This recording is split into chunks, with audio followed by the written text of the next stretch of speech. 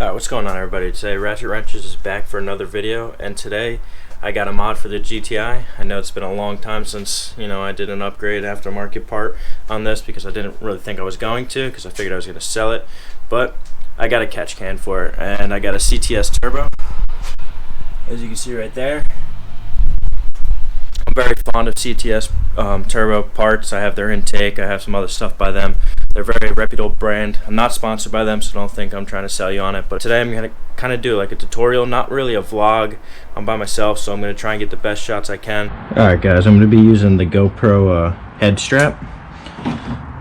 Bear with me. I'm going to open this up. Yes.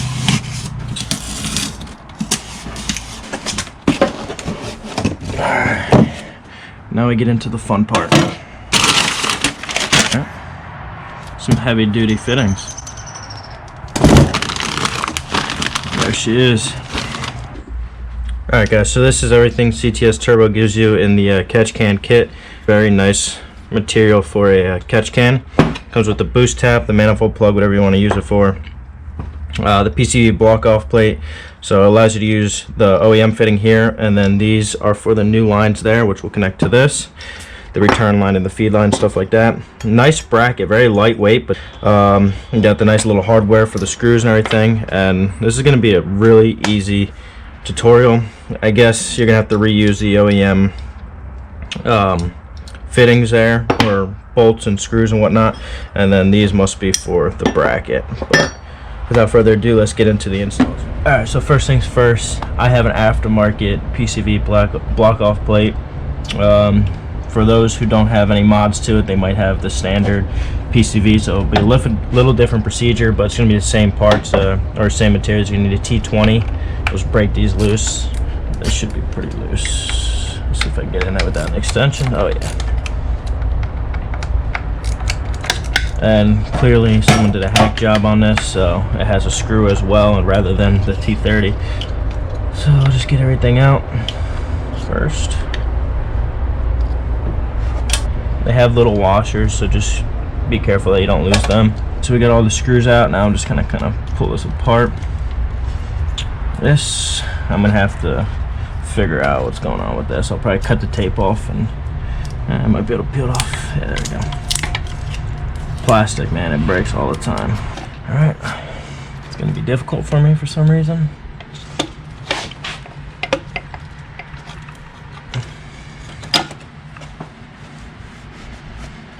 Alright, I'll deal with that, but as you can see, I got some condensation buildup. It's fucking gunk. It's because I started my car and it's so cold out, and I only drove for literally from the parking spot to my driveway, so it just builds up that condensation. It's common, so if you see that, don't freak out. You're like, why is my oil or all this shit dirty? It's natural, it happens. Alright, so there's the difference between the Spooling aftermarket one and the CTS Turbo one. A little bit thicker, definitely got some more, it's got a better feel to it than this. So what we're going to do first is pretty much just install this part, make sure all the holes line up. Sometimes the machine shops mess up, but I doubt that with this.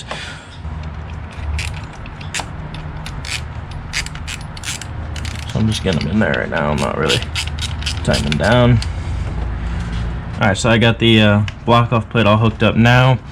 Instead of doing the wires or the hosing and piping and all that first, I'm going to do the bracket, which is actually going to sit right here. So I'm going to take these two screws out. They're T30.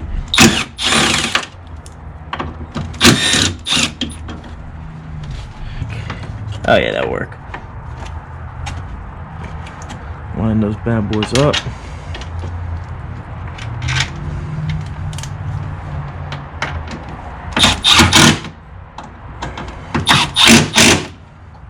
Perfect.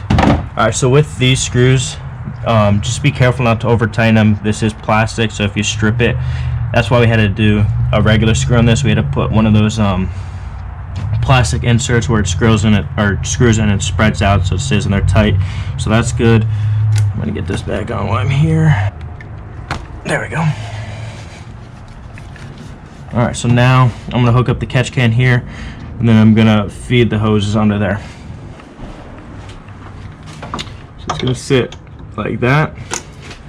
They give you a screw and a washer right here. It's an Allen key.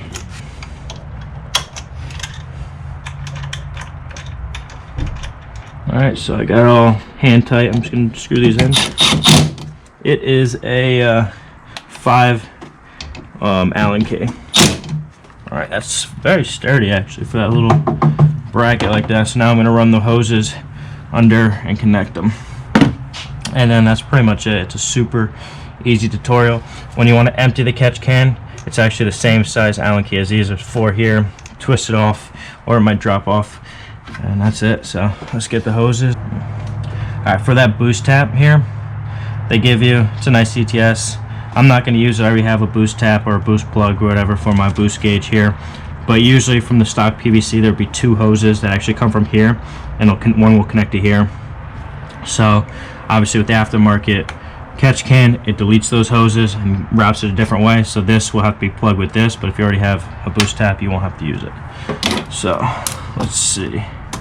They're different size threads. Alright, so keep in mind that one is longer than the other. The shorter one put towards the front here, so you don't have all that excess. But it's pretty easy. Just hand tighten it, thread it on like this. There we go. I might have to wrench it on. Let's see. No, we're good.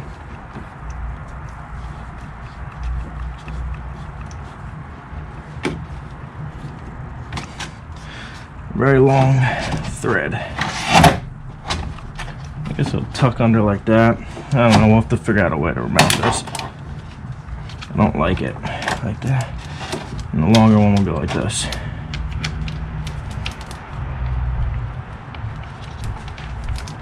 So that's how it's gonna look. These are all tight. I'll probably go over them with a wrench just to snug it up as much as I can, but it's pretty secure. I'm gonna try and figure out a way to route these. They also give you this, which is just like a bracket to hold these 2 hoses together, which I'm probably not gonna use. I'm gonna kind of MacGyver it somehow, but I'm gonna start up, make sure there's no check engine lights, make sure there's no air leaks or anything like that, make sure it runs good, and we'll show you that now. Alright, so she's actually running very well. There's no leaks, no check engine lights, but I'm gonna obviously drive it around and make sure that they don't go on while I'm driving, because sometimes the check engine lights don't go on right away. But here's the finished results.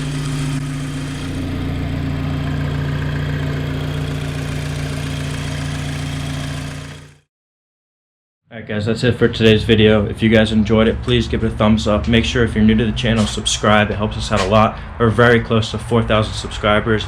We want to do something special for 4K, so please help us get there ASAP. We're only like, I think last time I checked, don't quote me on this, like 80 away, so we're growing significantly. So please help us out and get us to our goal. And until next time, we'll see you. Peace out.